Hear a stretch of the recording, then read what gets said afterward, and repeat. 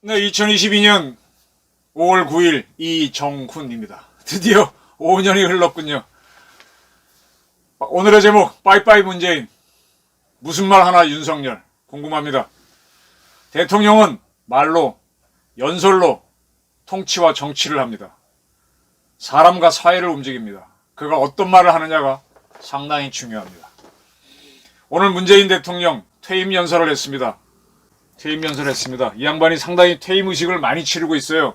백서내고 한마디, 뭐해고 한마디, 뭐해내고 한마디. 뭐가 이렇게 불안해서 자기 잘했다는 걸 자꾸 하는지. 잘했으면 정권 재창출을 했어야지. 이재명 당선에 실패해놓고 왜 이렇게 잘했다고 떠드는지 모르겠습니다. 쭉쭉 가다가 눈에 띄는 부분만 주목하겠습니다. 국정농단 사건으로 헌정 질서가 무너졌을 때 우리 국민은 가장 평화적이고 문화적인 촛불 집회를 통해 그리고 헌법과 법률이 정한 탄핵이라는 적법 절차에 따라 정부를 교체하고 민주주의를 다시 일으켜 세웠습니다. 이렇게 얘기했습니다. 이 말을 보면서 상당히 제가 불쾌한 게 국정농단 사건으로 헌정 질서가 무너졌다. 국정농단으로 헌정 질서까지 무너졌나요? 헌정이 무너졌다 하면 쿠데타가 났다는 얘기인데 이게 이제 자기가 대통령이 된 과정을 너무 과대평가하는 거죠. 헌정 질서는 무너진 바 없습니다.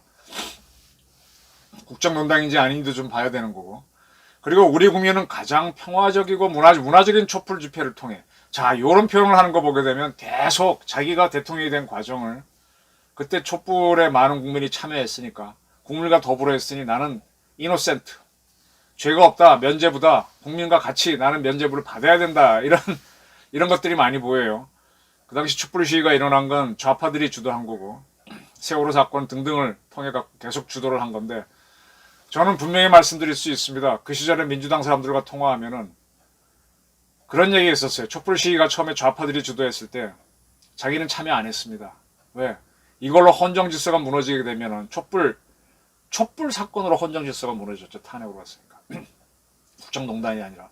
이렇게 되면은 더 큰 부담을 지기 때문에 어떻게든 촛불을 주도하는 좌파 세들에 동조하지 않겠다라고 하다가 어느 날 갑자기 확 변했죠.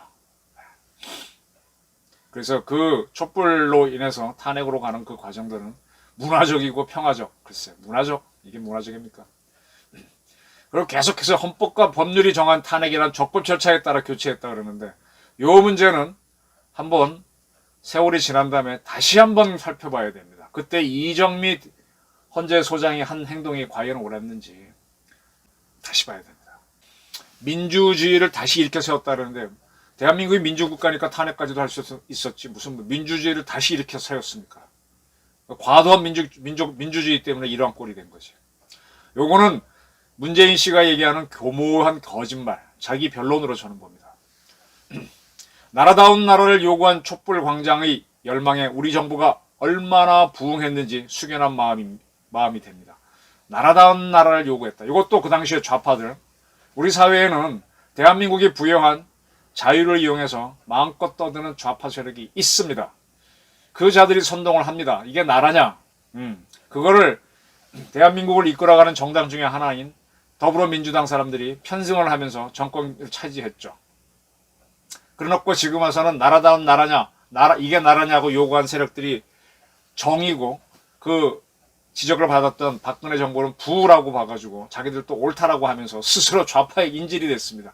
그래서 계속 주사파에 끌려간 게 문재인 아바타였는데 그걸 정당화하다 보니까 나라다운 나라를 요구한 촛불광장의 열망에 우리 정부가 얼마나 부응했는지. 제가 대한민국 전체 국민을 촛불에 참여했다고 해서 좌파에 끌려간 국민으로 한정을 해놓고 거기에 자기들이 얼마나 맞춰줬는지 숙연한 마음이 됩니다. 이렇게 핑계를 대는 거죠. 촛불의 염원은 여전히 우리의 희망이자 동력으로 피어날 것입니다. 촛불은요, 끄고 나면 그만입니다. 꺼지고 나면 그만입니다. 그때 그 역할이 있는 겁니다. 박정희의 5.16도 어떤 그들이 얘기한 조국군 대화란 소명이 끝나고 나면 그걸로 소멸되는 역사일 뿐입니다. 이승만의 건국조차도 마찬가지입니다. 근데 이걸 계속 희망이자 동력으로 표현할 거라 하는 거는 내가 한 행동이 정당화되기 위해서 받쳐줘 하는 갈망이 숨어 있다고 저는 봅니다. 우리 국민은 평창 동계올림픽을 평화올림픽으로 성공시켜냈습니다. 평창 동계올림픽 앞두고 북한이 미사일 쏘고 할 때 얼마나 문재인 대통령이 겁을 내고 쫄았습니까? 반미색체를 드러내려고 하다가 미국한테 도와줘 그러고 절절맸었죠. 그러다가 북한이 신년사에서 김정은이가 신년사에서 신혼을 주니까 그때부터 이제 착 달라붙어가지고 김여정이 오게 하고 어쩌고 해서 간 건데 이게 평화올림픽입니까? 구걸올림픽이라고 볼 수도 있는 거죠. 임기 초부터 고조되던 한반도의 전쟁 위기 상황을 대화와 외교의 국면으로 전환시키며 평화와 번영의 새로운 한반도 시대에 대한 희망을 키웠습니다. 그랬습니다. 한반도 전쟁 위기 상황.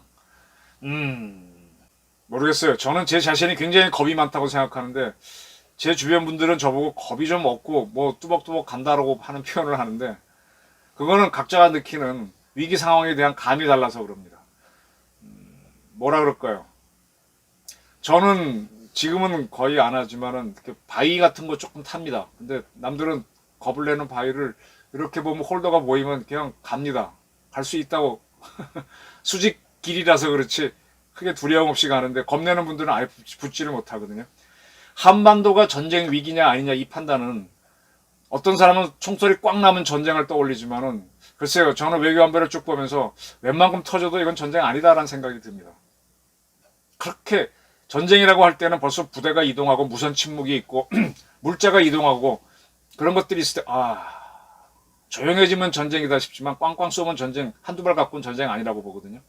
이 겁쟁이들이 뭐 하나 꽝 터지면 전쟁 위기다라고 바로 대화해야 된다, 외교해야 된다 이러는데 저는 그런 사람들을 과거 천안함 사건이 일어났을 때 전쟁하자는 겁니까? 한 게 바로 문재인 이후에 민주당 사람들이었거든요. 저는 그런 사람들 비겁자로 보는데 이런 사람들은 전쟁 위기를 극복했다고 얘기하죠. 그래서 평화를 잃었다고 하는데 저는 평화를 구걸했다고 봅니다. 이건 굉장히 인식 차이입니다. 과거에 이제 한참 사건 사고 취재할 때 강력계 형사들 보게 되면 와 우리가 보기에는 우락부락해서 겁이 나는 사람들을 뚜벅뚜벅 걸어가서 막 하고 막 팍 뭐 때리지도 않고 뭐 한 번에 콱 휘어잡더라고요. 뱀이 쥐잡듯이. 그런 깃덩어리 사람들한테는 흉악범들의 난동이 별거 아니거든요. 우리는 두려울 뿐이지. 이 겁쟁이 상황을 자기가 정으로 봐가지고 모든 걸 판단하게 되면 오산입니다. 모든 거는 전문가가 치료하는 겁니다. 피투성이 사람이 들어왔을 때 우리는 그 피를 보고 겁을 느끼지만 의사들은 차근차근 보면서 사람을 수순해서 살려내는 길로 갑니다. 공포에 빠지면 의사는 수술을 못해요. 이 공포에 빠지는 문재인 유의 사람들이 전쟁 위기라고 자기가 특정을 해놓고 나서 대화와 외교 국면으로 전환시켜서 평화와 변형의 길로 갔다고 주장합니다. 굴종의 길을 가놓고. 이건 대한민국 통수권자가 해야 될 짓이 아닙니다. 그리고 문재인 씨의 이번 연설문을 쭉 보면서는 통일에 대한 말은 한마디도 없어요. 평화 뭐 이런 겁니다. 평화밖에 없어요. 대한민국 헌법은 평화 통일을 하라고 돼 있는데 평화만 찾습니다. 대한민국 이 사람은 이북에 갔을 때 남쪽 대통령 문재인이라고 그랬죠. 대한민국 대통령이죠. 대한민국은 유엔이 세우라고 인정을 해준 정부입니다. 그 정부를 못 세우게 한 게 북한인데 그런 북한에 가서 북한 주민들한테 내가 당신들을 같이 해방시켰어야 되는데 못해서 미안하다. 그런 말은 못할지언정 대한민국 대통령이 아니고 남쪽 대통령이라고 스스로 겁쟁이 모습을 보인 사람인데 글쎄 이런 사람이 5년을 다 채우고 나갑니다. 한편으로는 우리 의지만으로 넘기 힘든 장벽이 있었습니다. 평화는 우리에게 생존의 조건이고 번영의 조건입니다. 맞는 말이죠. 자, 넘기 힘든 장벽이 있었죠. 그건 겁쟁이 입장에서 넘기 힘든 올라가지 못할 수직벽이지. 프로들은 넘어갑니다. 통수권자다 하면 프로로 가야 되는데 프로가 아니잖아. 이 사람은 겁쟁이지 않습니까? 평화는 생존의 조건이다. 글쎄요. 평화 속에서만 생존할 것 같아요. 전쟁 속에서도 생존합니다. 전쟁 속에서도 번영할 수 있습니다.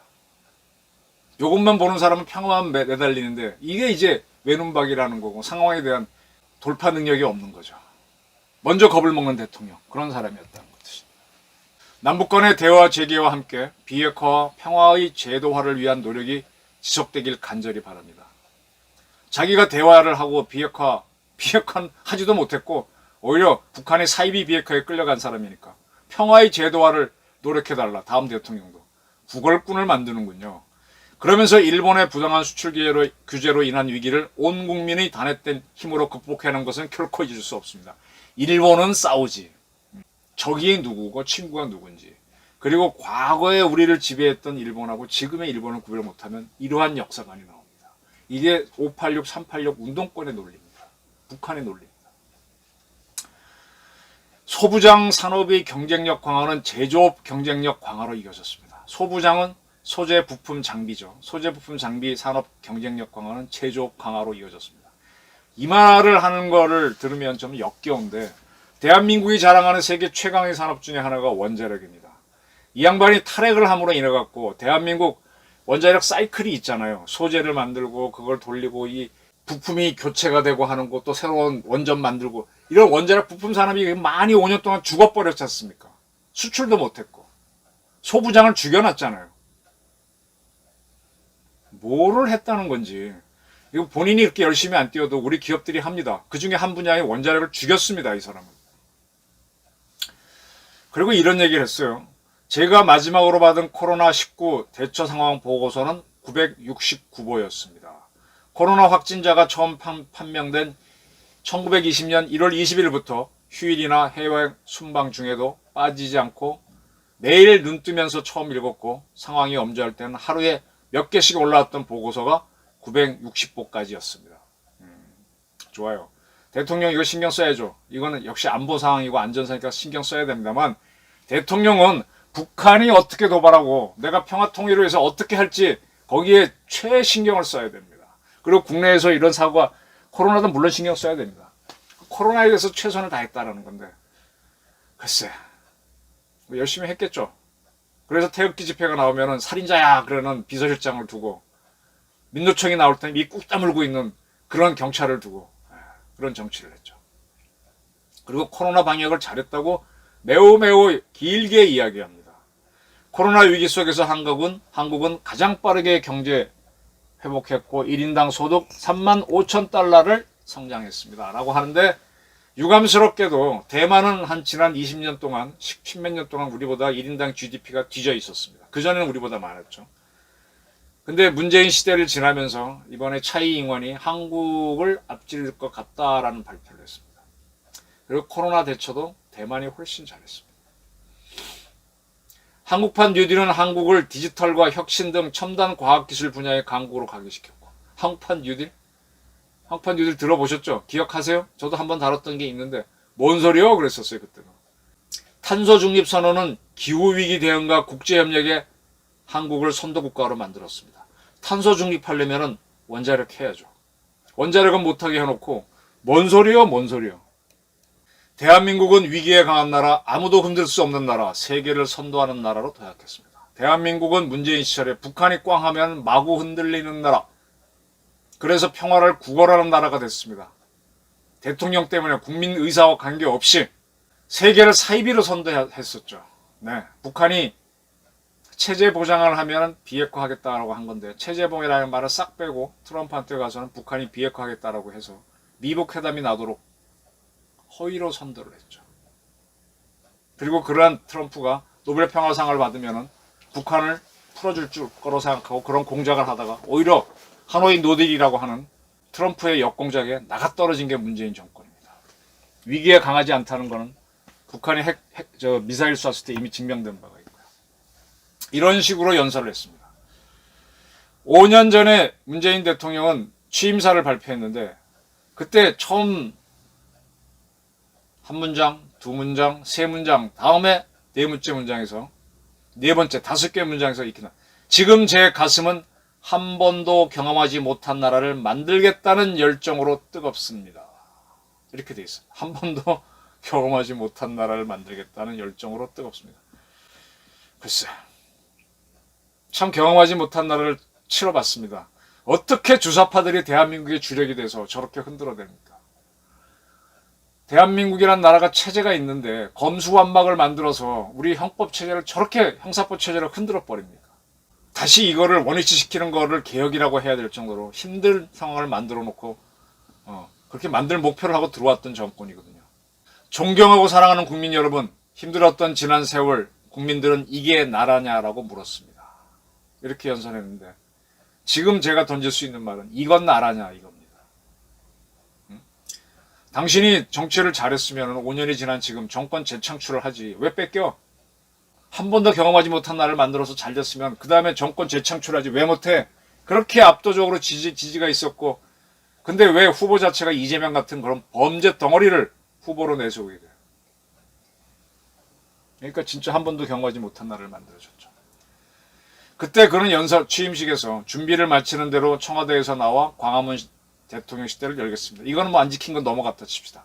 참모들과 토론하겠습니다. 국민들과 수시로 소통하는 대통령이 되겠습니다. 뭔 소통? 지금 코로나 핑계로 청와대 기자실 폐쇄한 게 벌써 몇 년이에요? 몇 년 돼가죠? 대통령의 재형적 권력을 최대한 나누겠습니다. 비판만 들어가면은 대통령이 국가원수인데 국가원수가 하는 말을 왜 그러냐고 빠락빠락 막아선 게 민주당 정권입니다. 어떨 때는 험불하게 하다가 어떨 때는 제왕적 태도를 마구마구 보였습니다. 그리고 권력기관은 정치로부터 완전히 독립시키겠습니다. 어떠한 기관도 무소불위의 권력을 행사할 수 없도록 견제장치를 만들겠습니다. 그랬습니다. 권력기관을 검찰로 봅시다. 정치로부터 독립시켰나요? 오히려 정치의 예속을 시켰죠. 충분한 토론 없이 민주당 중심으로 자기네 단독으로 검수완박을 했고 그 이전에는 추미애와 박범계라는 장관을 앞세워갖고 검찰을 신용화하지 못해갖고 앙앙불락을 했었죠. 검찰을 신용하기 위해서 윤석열이라는 사람을 검찰총장에 앉혔다가 뒤치기를 당하니까 신용화가 안 되니까 그렇게 두 장관을 내서 지금까지 싸워왔습니다. 그리고 검수완박까지 만들었는데 무슨 정치로부터 완전한 독립입니까? 행정안전부 장관하고 법무부 장관을 불러서 김학의 사건을 재수사해라. 그 뭐죠? 강남 그 룸사롱 사건인가? 그거 재수사하라 그래서 김학의 불법 출금을 만들어낸 게 문재인 아닙니까? 무슨 정치로부터의 독립입니까? 종속을 강요했죠. 한반도 평화를 위해서라면 동분서주 하겠다. 워싱턴, 베이징, 도쿄 어디든지 가겠다. 평양도 가겠다. 한반도 평화를 위해서라면 뭐든지 할 수 있겠다. 이렇게 취임 연설을 했습니다. 대한민국 평화 통일을 위해서 한다고 그랬어야죠. 이 사람은 평화의 구걸자입니다. 그러니까 북한한테 딱 걸리는 겁니다. 본인은 이게 옳다고 믿고 있어요. 이게 본인의 철학이고 이게 주사파가 교묘하게 국민을 속이는 겁니다. 우리한테는 평화만 강조하고 북한한테는 통일하라는 거예요. 말은 맞죠. 말은 그럴듯하지만 여기에서는 우리가 굴복하라는 뜻이 숨어 있습니다. 이거를 모르고 대한민국 군대를 이끄는 최고사령관을 했습니다. 대통령이 직접 나서서 대화하겠습니다. 야당은 국정운영의 동반자입니다. 글쎄, 청와대 기자실을 그렇게 오래 폐쇄해놓고 빈손으로 취임하고 빈손으로 퇴임하는 대통령이 되겠습니다. 그러고 했는데 5년이 지난 지금 그는 누군가로부터 말할 수 없는 사람으로부터 11억 원을 빌려서 새 사저를 짓고 과거의 사저는 집값이 3배 가까이 올라서 팔았다라고 하면서 그걸 사준 사람이 누군지 공개하지 않으면서 그 3배 올랐기 때문에 그 돈으로 11억을 갚았다 하고 넘어가고 있습니다. 여기는 아주 야료가 있다고 보입니다. 대통령이니까 11억을 빌려주고 대통령이니까 3배나 오른 가격으로 사줬겠죠. 그 주변 땅값은 그렇게 안 올랐습니다. 영부인이 못 사 입은 거는 더 캐봐야 되고요. 빈손으로 나가지 않습니다. 이런 연설들을 하면서 그가 대통령에 취임했다가 오늘 퇴임을 하는 연설을 했습니다. 자, 우리 문재인 대통령은 지난 4월 25일 청와대 출입기자단과 만나는 행사를 가졌어요. 이때는 이미 윤석열 씨가 당선인이 되고 자기는 청와대에 안 들어가겠다라고 선언을 해서 그런 상황입니다. 이때 계속 청와대를 코로나를 핑계로 이제 폐쇄해놓고 기자들을 안 만나다가 웬일인지 다 불러갖고 이렇게 만났습니다. 그리고 무슨 얘기를 했다라는 그때 나왔던 건데 여러분들은 청와대 시대의 마지막을 지켜보는 그런 증인들이십니다. 네, 청와대가 이제 없어지니까 기자들한테 그때까지는 청와대 기자들 취재 못하게 해놓고 이때는 또 이렇게 살짝 건드려서 자극을 합니다. 춘추관 기자라는 말도 이제는 마지막이 될지 모릅니다. 청와대의 역사에 대한 어떤 부정적인 평가 때문에 뭔가 청산한다는 의미로 청와대 시간을 끝낸다 그러면 저는 그것은 조금 다분히 우리 역사를 왜곡하고 우리의 성취를 부인하는 것이라고 생각합니다. 그런 얘기를 했고요. 그리고 나는 청와대를 개방해서 연 20만 명이 관람하게 했다. 나도 개방했다. 그런 걸 하면서 이제 기자들한테 설명한 적이 있습니다. 기자들 그렇게 안 만나놓고 이때는 했었습니다. 문재인 대통령은 국민하고 소통을 많이 회피했고요. 그 다음에 국민들이나 언론이 반발하면은 언론을 개혁해야 된다 그러고 또 제왕적 대통령의 입장에서 짓누르려고 했었습니다.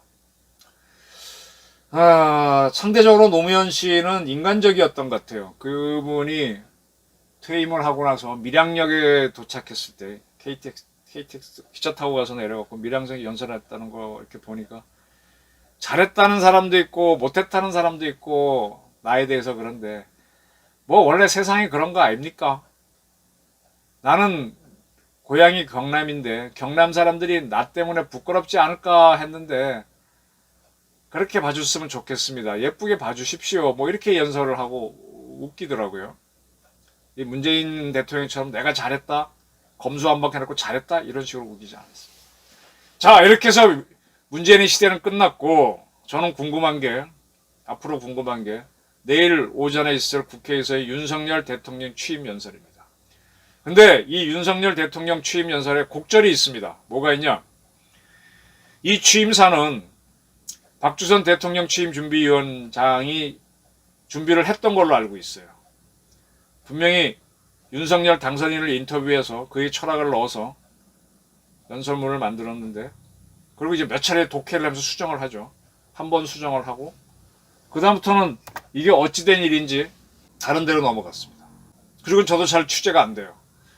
그 윤석열 당선인이 정책 조정기획관에 장성민 씨를 임명하면서 그 다음에 연설비서관인가요? 연설기록 비서관으로 김동조 씨를 임명했어요.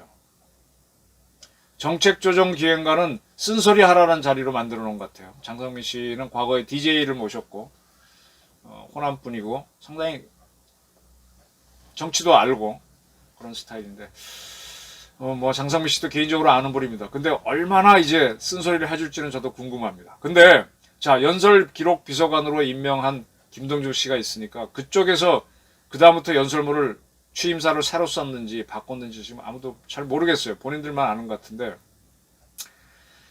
이 대통령이 굉장히 궁금한 게 취임사잖아요. 무난하다 그러면 괜찮은데 상당히 이 양반이 이제 어떤 연설을 할지 세계가 주목하고 저도 내일 주목할 겁니다. 근데 이 연설 기록 비서관이 김동조 씨가 누군가 71년생이고 경희대 무역과를 나왔어요. 근데 이 사람은 증권가의 애널리스트로 활동해 온 사람입니다. 애널리스트가 뭔가 하면 뭐가 주식이 오를 거고 뭐가 분석하는 사람이거든요. 시티은행 트레이더 거쳐 벨로서티 인베스터 이끌었고 이런 투자기관에서의 대표도 했습니다. 그리고 이제 김동조닷컴이라는 유료 블로그에다가 마켓 일기를 연재했는데 저는 이걸 직접 들어가서 보지는 않았습니다만 이렇게 해서 주로 투자 전문가로 활동해 왔습니다. 그리고 이제 김건희 여사가 카바나 콘텐츠인가요? 거기서 미술 전시하게 되면 그걸 설명하는 도슨트로 활동했습니다. 도슨트라는 말은 저도 잘 몰라서 찾아봤는데 도슨트라는 DOCENT인데 영어로 미술관이나 박물관에서 전시작품을 설명하는 사람입니다. 학예사하고는 조금 다르죠. 도슨트라는 거는 라틴어 도세렌가?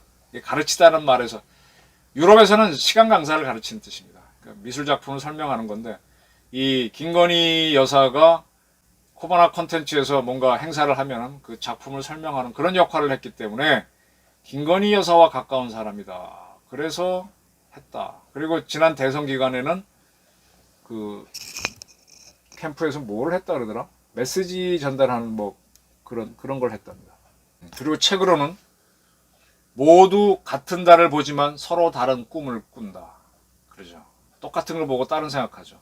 거의 모든 것의 경제학. 이쪽으로 해서 결국 경영이나 경제 투자의 전문가인데 이 대통령이라고 하는 자리는 역사의식, 안보의식, 비전 이런 자리인데 인문학적인 자리인데 이런 분을 임명해서 그러니까 이제 최초에 준비했던 취임사가 검토가 되지 않고 바뀌었는지 뭔지 저도 궁금해요. 뭐가 나올지 궁금해요. 제가 개인적으로 바라는 거는 하도 문재인 정부가 엉터리였기 때문에 윤석열이라는 사람 충분히 알고 한 게 아니라 윤석열이 등장해서 좀 잘못된 문재인 정부가 잘못한 거 좀 바로 잡아달라고 좀 뽑은 거지 않습니까? 그렇다면 역사의식 이런 게 굉장히 중요한데 이러한 채권 전문 애널리스트를 연설 기록 비서관으로 하면서 어떤 연설을 할까? 안보 문제에 대해서 대중공 문제, 대북한 문제, 일본 문제, 미국 문제 평범하게라도 하고 지나가면 다행이지만 뭔가 툭 튀어나오면 또 어이구 이건 뭐야 이렇게 되는 거죠. 그런 상황입니다. 그래서 좀 내일 한번 연설 한번 봐야 되겠어요.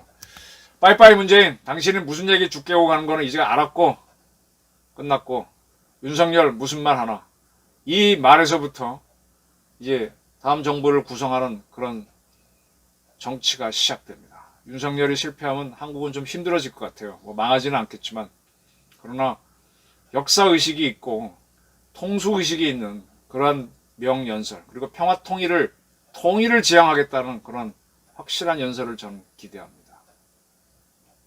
문재인 연설은 별 볼일 없다. 저희 판단이었습니다. 경청해 주셔서 감사합니다.